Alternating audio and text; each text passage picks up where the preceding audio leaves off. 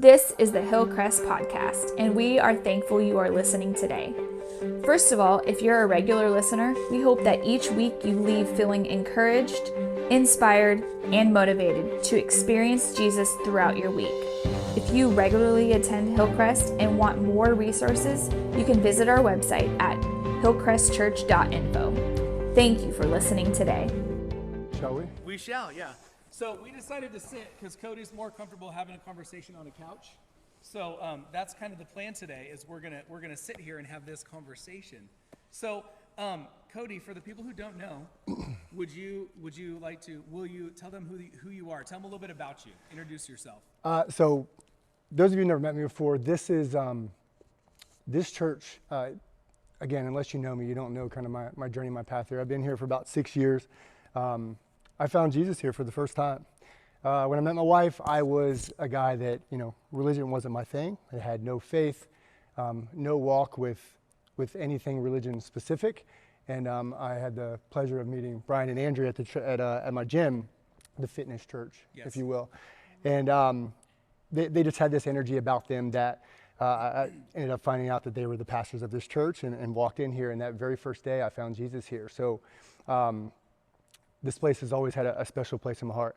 Now, all those things being said, there's two different ways that I would say the last 5 to 6 months that I would describe who I am.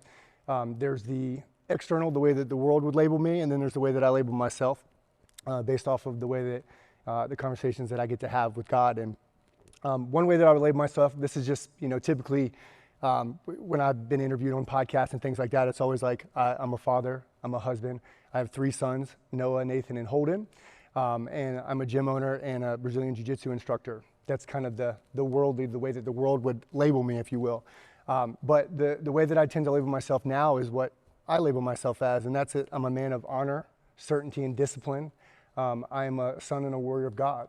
So I really think a lot about that and try to live that way because that's how I see myself and not the way that the world would like to label me. So, that's kind of...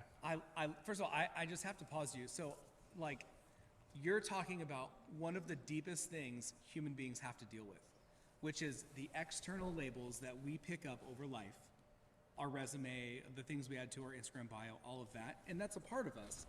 But you keyed into something that theologians have been trying to figure out for millennia, which is who does God say that I am? And I think one of the most deepest levels of the faith journey is replacing some of these other external narratives with our divine narrative. And so you started off by doing that. I love that. And that's your own thing. It's nothing I told you to do. It's just something that you and God were doing on your own. Right. That's so incredible. And I would just say to all of you, a life hack is you were created to be an image bearer of Jesus. It says it right in the beginning of Genesis. All of us were. And then we also picked up these other ideas about ourselves that have some truth, but they aren't always. And so part of the fun of following the Spirit now is when God says, you're not a liar. You're not a failure. You are loved. You are a person of discipline. You're just needing to grow there. You're a person who is forgiven, etc. So I just want to key in on that because that's awesome. So thank you for sharing that. So we know what you do for work, but now we're getting a picture of who you are. So if you could go back and talk to your younger self, your former self, what would you say to him? So when Brian first kind of brought this to me and asked if I would be interested in it, first and foremost, I prayed on it, and then there was just this word vomit of things that I wanted to talk about. I was like, oh my gosh, there's so many things that I would want to share with my 25-year-old self. I've made all these mistakes. I've done all the wrong things. Like, what would be all these things that I would say to myself? And then he was like, well, hold on there. Like, let's narrow it down to a couple things. And I think for me, it was a list of 8. It was a lot. Was awesome. Like I just went nuts on we need that. 4 Sundays. Yeah, yeah. There's just a lot in my brain that I wanted to get out. That's so. Good.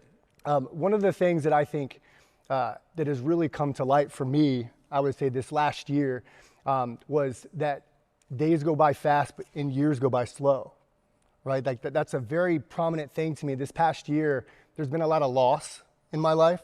Out of those losses, it just kind of, it really just makes me nervous at how close to me they were. My son's baseball coach this last year just died suddenly. Right, he was on the baseball field coaching one of his younger son, and he Coach Chris would get real fired up about stuff, and he was doing the Coach Chris thing, and he had a massive heart attack right there on the field. And he was the same age as me, roughly, right? So, we go to his funeral, and we're sitting there, and I'm just watching it, how broken his family is and how the people around him were just so saddened by his loss. And that was the first thing that happened. Second thing, good friend of mine, I used to be in a band, used to play drums, not nearly as good as Koa, but used to play drums and had a lip ring, jet black hair, the whole thing. I love it. And my bassist growing up, his name was Craig. He was at the car, he was a repair mechanic at a local car dealership in Suffolk, Virginia. And he went home one day with a stomach ache, went to sleep and never woke up. 36 years old, same age as me. And then fast forward a little bit further, like Brian stated, I'm a gym owner. I've had the pleasure of just meeting amazing people over the past few years of running a gym here. And we had a member that was a firefighter. His name was Chad.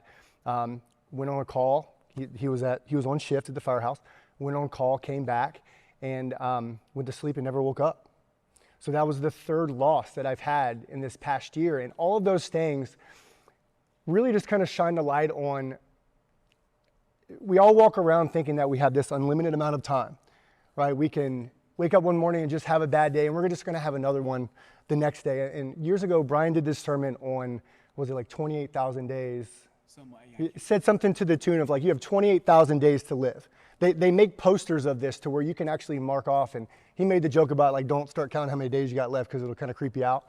But all of that loss within this last year really shined a light on how I don't want to walk around thinking that I have an unlimited supply of days left to live. And every day I want to live intentional, right? My oldest son is sitting here watching me right now. This is, for me, is an opportunity for him to see me walking and being a mouthpiece for God and being able to share my testimony and things that have happened to me, hoping that one day when he's my age, he can avoid maybe some of the mistakes that I made, but he can also have a walk with God.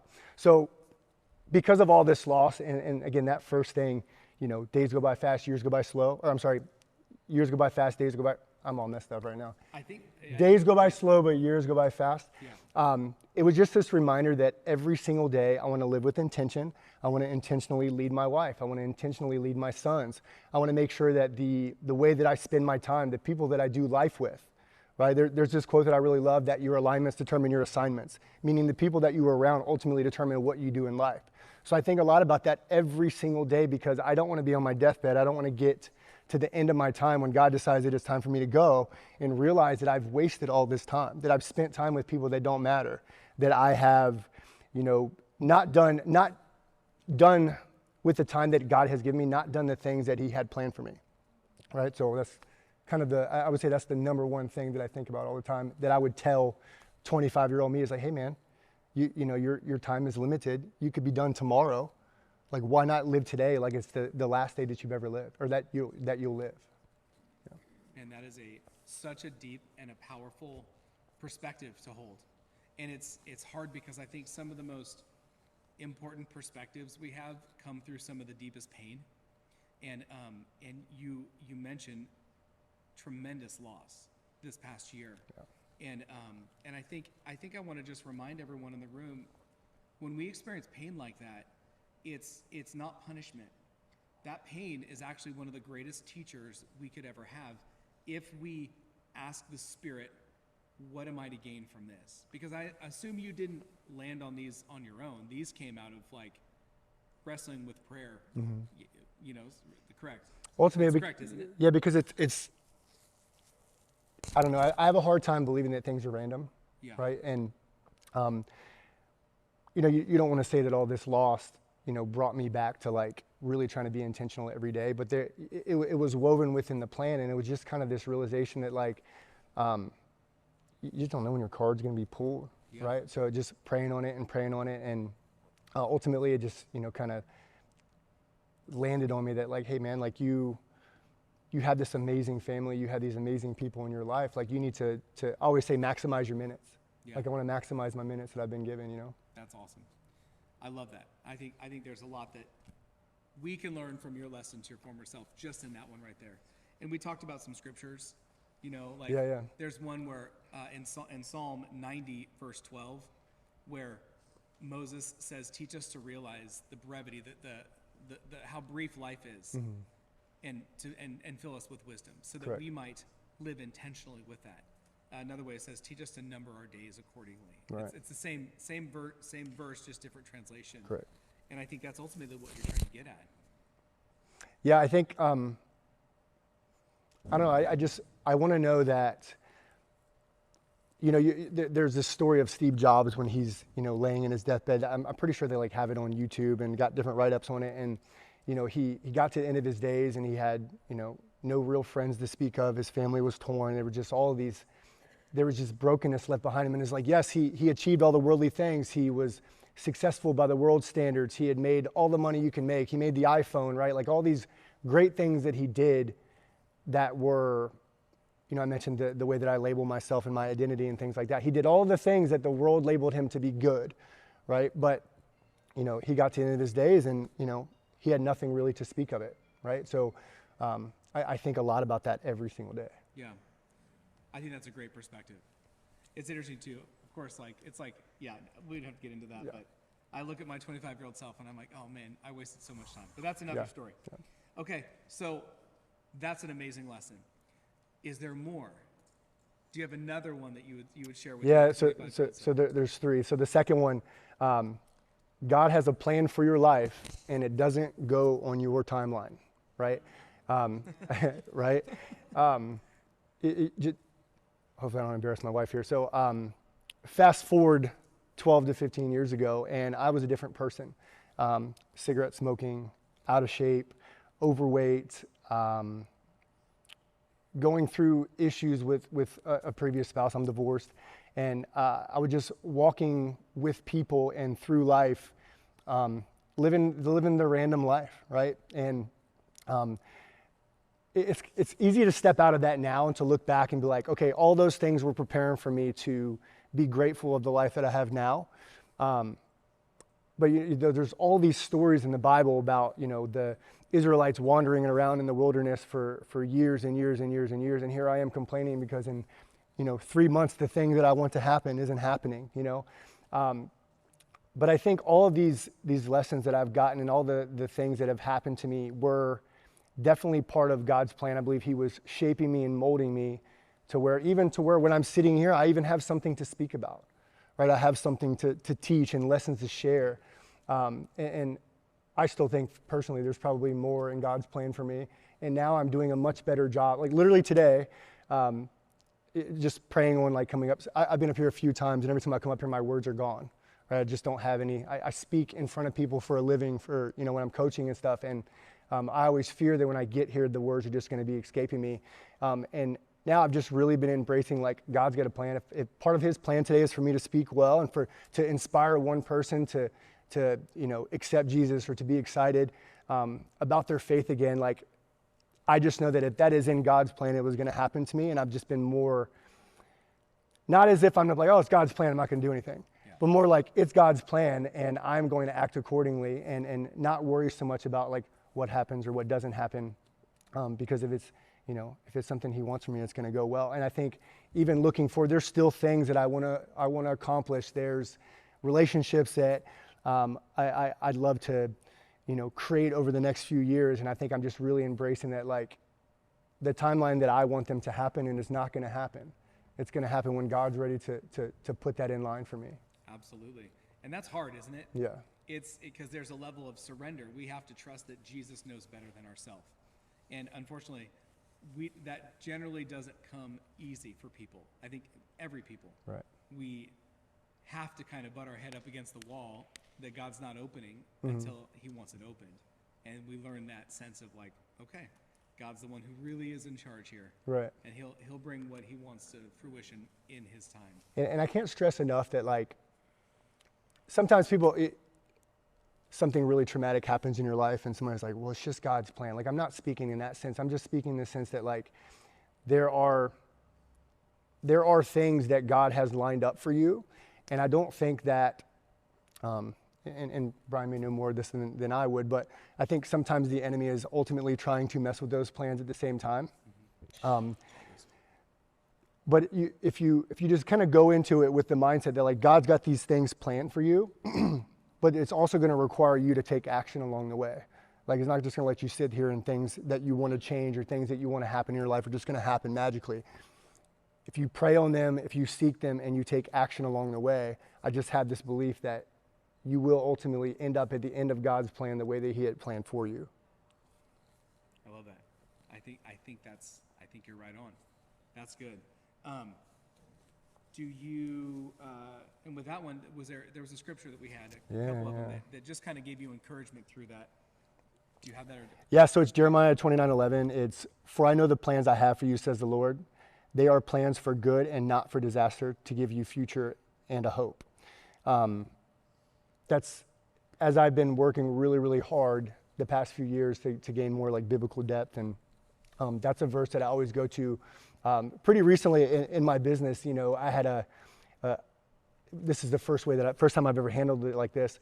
I had a pretty key player that stepped out of a role that they were in for a very long time, and kind of thrust me back into the hustle and the grind and playing this balance game of, dad and husband and business leader and team leader and all these things. And it was the first time that I really just kind of thought that like, God's got plans for me, and this is something He's using. He is putting this in my path to see how I respond to it and the way that I work through it. And it was in the past, like, oh, why is this happening to me? God, why are you doing to me? Why are you punishing me? Now this time it was, God, you're preparing me for something, and I'm ready. I'm listening. I'm watching. I'm following. That's good. Yeah. That's a benchmark of maturity. What you just said right there in yourself, like when you mark your kids on the wall. For you, the way you approach that, it's a sign that you are deepening your faith. That's incredible. And that verse is important because we all love that verse, but that verse was spoken to people in exile. So they were apart from God in their mind. And God is saying to them, I know the plans I have for you, good plans, not to harm you, but to prosper you. And essentially, I'm going to bring you back to me. And I think that's important for us because when we go through difficulty, we often think we're apart from God. And yet God is trying to say, I see what you're in, and I don't hate you. I love you. And we are going to be close, like Andrea was saying earlier today. So great verse. I think that's awesome. Yeah. Do you want to share your third one? Your third piece? Last one. This is one that I'm currently working through. But and this is not something I created. This is something I heard from somewhere else. And I'm like, oh man, that would be something so good to share with 25-year-old cigarette smoking Cody. You are a steward. You don't own anything. Meaning, this last year for me personally, I shared with Brian that I felt really activated. Like I felt more bold in my faith and more than ever, I just feel like the world needs to hear more, right? The world needs to know Jesus more. The world needs to have a relationship with God more. And so in this pursuit, I landed myself inside of a Christian men's entrepreneurial group. And I just had the pleasure to go and to spend time with my mentor at his house, in his home, with other, kingdom-minded men. And on Saturdays, they have this thing called Mighty Men, which is 7 a.m., 300 men and their sons in a sanctuary like this. They're doing push-ups on the floor, and they're getting a message. There's worship. It was incredible. And the speaker got up, and he spoke on this. He kind of talked about, in the past, the Roman Empire, they were a kingdom, if you will. They would go to these towns and these villages, and they were saying, you're now part of the Roman Empire. The things that you think you own, you don't own anymore. They're now part of the kingdom. You are a steward over your house, your families, all of your livestock, all these things. You're just a steward. You don't own any of it anymore. The kingdom would just come and take it. Now, you might think that's negative, but if you really think about it, the Bible doesn't say that you own anything. The Bible says that you're part of God's kingdom. Right? So when he again, this is not my message. This is one that really spoke to me, and I thought it would be great to share with 25-year-old Cody. So to really think about that for a second, okay, so I live in God's kingdom. Everybody in here is part of God's kingdom, right? This phone is not mine, it's God's. This heart is not mine, it's God's. This wife is not mine, it's God's. These kids are not mine, they're God's. So thinking through that, okay, I don't own anything, I am a steward. Well, if I'm stewarding something, then it is my responsibility to take really good care of it and to leave it better than when I found it, right? So and all these things kind of tie into the plan, and they tie into, the understanding of there's not an unlimited supply of time that I'm going to have in my life. So it's very, very important for me to make sure that I am stewarding my wife appropriately, and I am making sure that, she has all she needs from me, that I'm emotionally available for my children, that I'm, making sure that I am stewarding the relationships that I've been given, the business that God has given me, the money that God has given me. All these things, like when I step out of it and I think like, okay, if I'm going to steward this thing, like how can I operate with excellence and make this thing better than when I first got it? Right? So that's kind of the third one in a nutshell, yeah. Oh, I love that. And I think you said something, you listed like some various things, and then you said, am I leaving them better than when I found them? Correct. And I mean, what a godly lesson for every one of us. Am I leaving this conversation better than when I entered it? Am I leaving my home better than when I entered it? Those kind of things. Am I making my wife better than when I wasn't around? My kids, are that relationship better? My work, am I leaving it better than when I came into it? And I think for a lot of us, we don't see it. We see it as I've got to deal with this, and I've got to handle this, and we don't see it from that stewardship mindset that everything is a gift. And Scripture does say the earth is the Lord's and everything in it. Mm-hmm. And there's other places where it talks about how God literally does own everything, and He shares these good things with us because He wants us to enjoy life. Correct. But if we think He owes us and we get entitled, we treat things negatively. But if we remember, this is all God's, everything, and I'm a steward, there's a respect that goes to God with that too. Yeah, so it literally came to mind. So when you think like, okay, I'm a steward of these things, like I don't own anything, right? I would almost be disrespecting God if I don't take the things that He has put in my life and done well with them, right? And made them better than when I found them. So there's two things that I kind of believe in as far as like stewarding people, right? One, I believe that you leave a residue on people. Meaning, if I go, I'm speaking here today, my goal would be like when you leave here, you walk out maybe being inspired, maybe something spoke to you to where like, okay, maybe I'll make this change in my life, right? Maybe I'll change my walk just slightly. Like I left a residue on you, right? So I think about when I enter a circle of people or I have a conversation with somebody, I want to walk away knowing that the residue that I left behind is a positive one. And I also think a lot about the whole conversation between, you may have heard this, you may not have heard this, you can choose to be a thermometer or a thermostat, right? Thermometer, I'm just going to go into a room and I'm just going to mold into whatever's going on in there. Thermostat is like, no, I'm going to set the temperature. I'm going to go in there, I'm going to raise everybody's temperature up. The heat's going to rise when I go into a group of people. But I think that's all part of this kind of the steward mindset of like, okay, there's 5 people standing over there. I love every single one of those people in that circle. I'm going to go over there and I'm going to make sure that their temperature rises and that I leave, positive residue and happy residue and I walk away. And that means that I stewarded those relationships well, right? But things, people, businesses, careers, jobs, all of the things kind of fit into that mindset. I love that. I think that's very applicable and very helpful to everyone in this room. That's fantastic. So now, let's shift gears a little bit here because we're going to wind down in just a second, but we're starting something. Yeah, so in joining this Christian men's entrepreneurial group, it's in Texas. You can't exactly like drive to Frisco, Texas, right? It's quite a bit of a drive, right? So I had such an experience, before even going and experiencing this thing in person, I would watch it at 5 a.m. or at 5 a.m. on Saturdays because there's a 2-hour difference there at 7, or I would watch like the playback of it and I would sit and I would watch it and I really was inspired by this men's group. It was something that like really spoke to my soul and something that I knew that personally I needed, and I was like, well, if I need it, I'm sure other people would need it too. And then going and experiencing this thing in person, walking out of there, I can't describe to you the feeling of being in a room with that amount of men and their children and getting a word from God. And then what was kind of cool is like, think about it, it's 7 a.m. on Saturdays. I don't know about you guys, but like I'd much prefer to be sleeping in on Saturdays, like versus getting up super early to go get a word from God, right? It's hard enough sometimes to get here at 10 a.m. on a Sunday, right?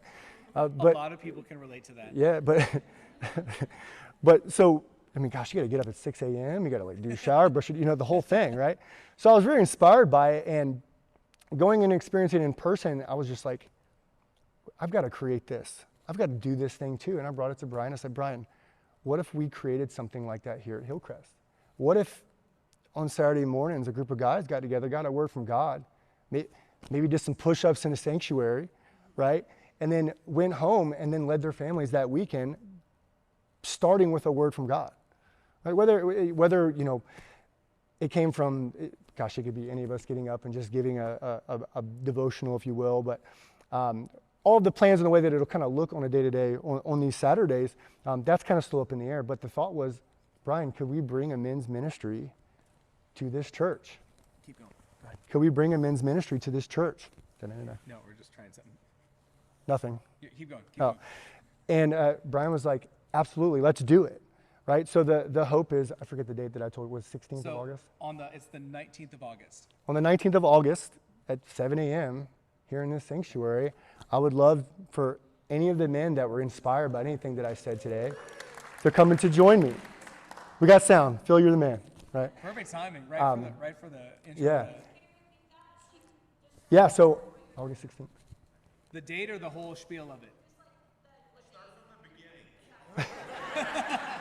Okay. So 20 years ago. Yeah. No, okay. So August, we're bringing a men's ministry here to Hillcrest. Yes. And we are going to kind of run parallel to the things that I'm experiencing with Mighty Men. And I would love for as many men that are able, who would like to be here at Saturday morning, bring your sons, bring your daughters. We're going to come in and we're going to spend some time with God. And I think, I tend to believe personally in very traditional views and that like the man leads the family, the man kind of sets the temperature, the man sets the tone, the man has the vision and tries to lead the family into the direction they need to go. And when other men get together and they are in agreement with things, that God will do it, right? That's a biblical thing, right? So, Saturday, August 16th, we'll have our first meeting, 7 a.m. And I would love for all of you men to join me. Me too. So it's August 19th at 7 a.m. And so, gentlemen, mark your calendars. We're going to be there. I alluded to this a few weeks ago. So we have a great women's study that's happening every other week, led by Jenna Morrison, and everyone who goes raves about it. So if you have not connected to that, ladies, I would invite you to do so. Jenna is right here. We just go like this. One of the most genuine, sincere people you'll ever meet here in this church.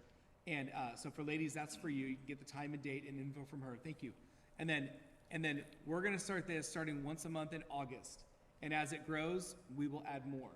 But gentlemen, I would encourage you. We thank you so much, Koa, and thank you so much, Phil. Thank you, guys. I would encourage you. We need each other. We need each other to encourage one another. We need. Yeah, it makes me feel better to hold the microphone, that's all. But there we go. We need it. Thank you guys. You worked hard, I appreciate that.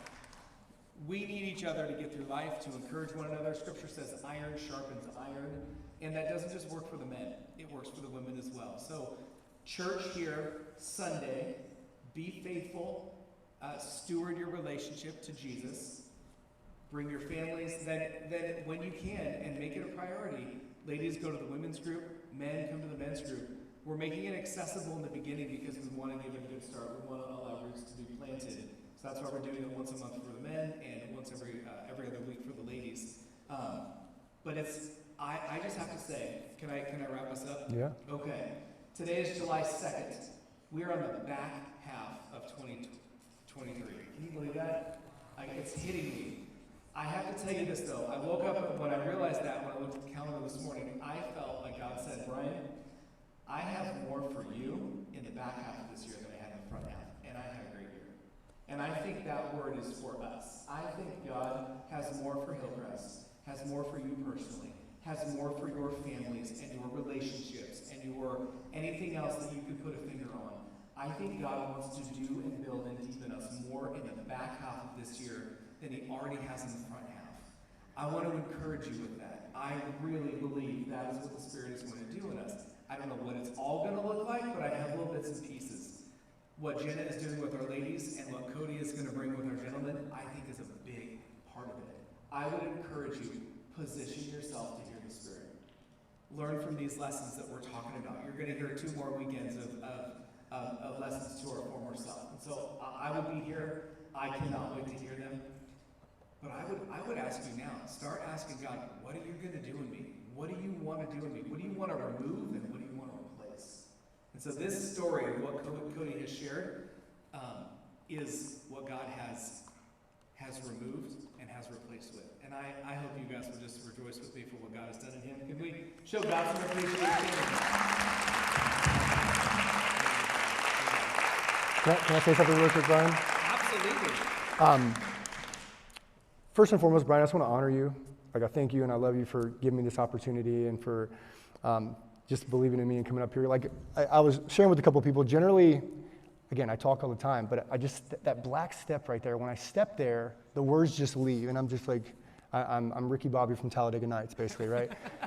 So Brian was believing, and I was praying that, this talk would go well, and I just want to say thank you, and I want to honor you, and I love you, and I thank you for everything you give me. Can we clap for our pastor, please?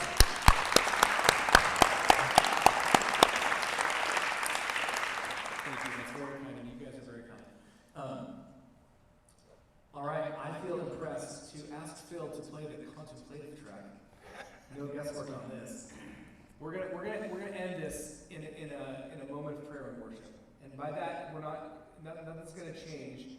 But we have heard some very, very real. These aren't stories. This isn't a talk that I prepared. That's all conceptual. This is a man's life that Jesus has touched, and over a number of years has healed hurt and has brought strength and has brought influence. And if you meet Cody, here's a man who has tremendous influence. I don't know what your following is, but I know when I go to the gym, there's a line of people who are like, what's he gonna say?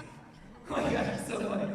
Like, everywhere he goes, he casts a very large shadow of influence. And people follow him because he makes them better.